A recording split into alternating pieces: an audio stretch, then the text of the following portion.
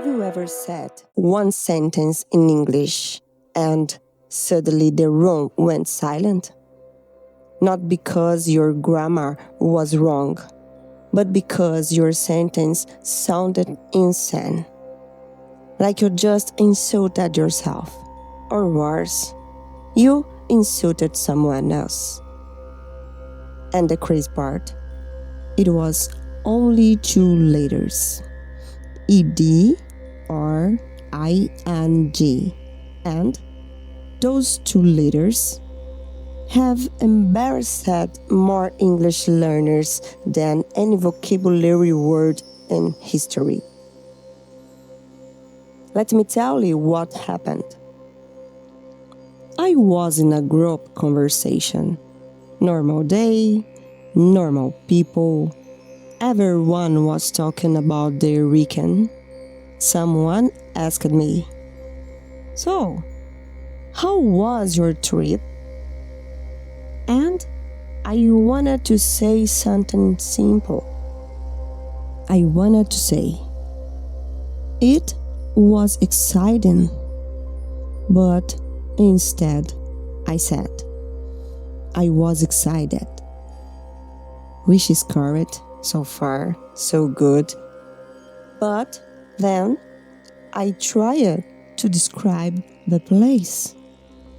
And I said, "The city was excited." And someone laughed. Not in a mean way, but in the way people laugh when they don't know if they should correct you. And then someone said, "Wait, the city was excited?" And I felt my face heat up. Because I knew something was wrong. But I didn't know what. I started thinking, what did I say? What is the problem? Why does this feel so embarrassing? And then it happened. The worst moment.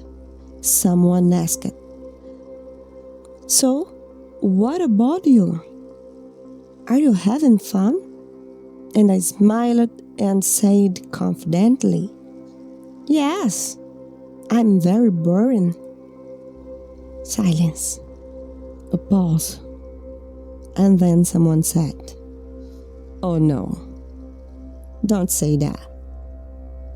And suddenly I understood. English has a trap.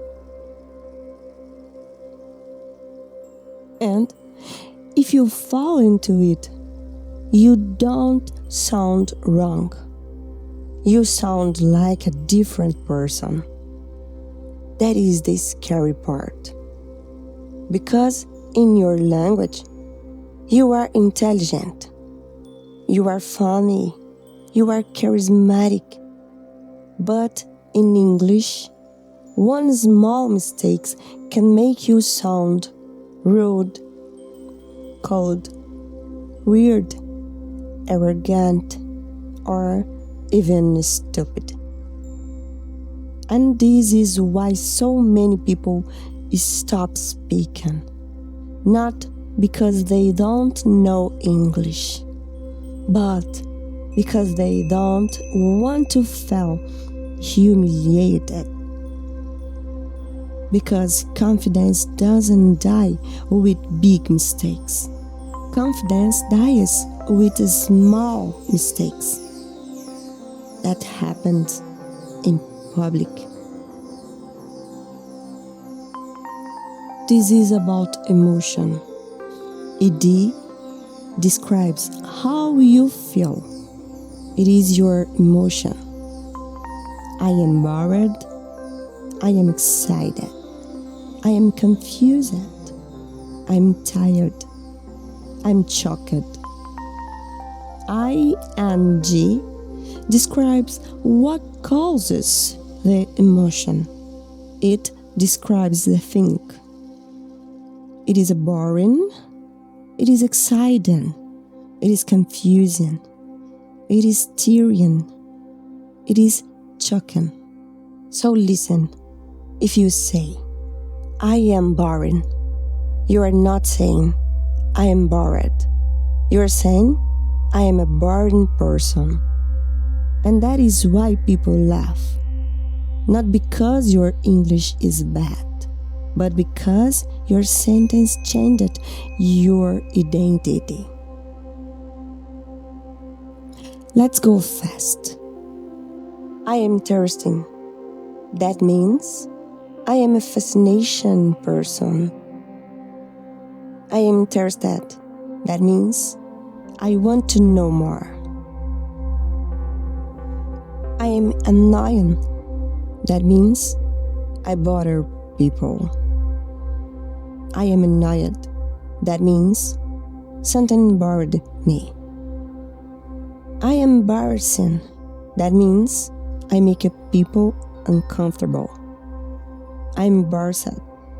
That means I feel shame. I am confusing. That means I confuse people. I'm confused. That means I don't understand. Now, repeat after me. Say it out loud. I am bored. This is boring. I am tired. This is tiring. I am confused. This is confusing. I am excited. This is exciting. I am shocked. That was shocking. I am embarrassed. That was embarrassing. I am interested. That is interesting. I am annoyed. That is annoying. Perfect. If you can master this, your English jumps levels instantly. Here are 10 expressions native speakers use with these adjectives.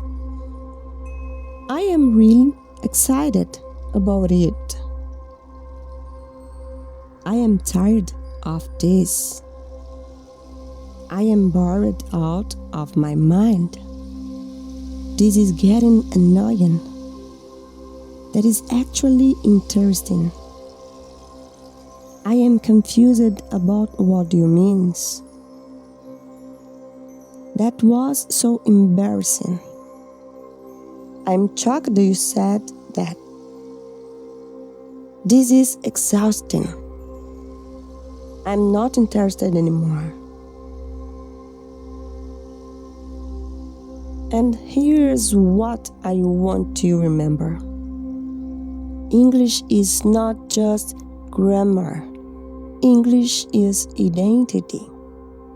One word can make you sound confident or insecure.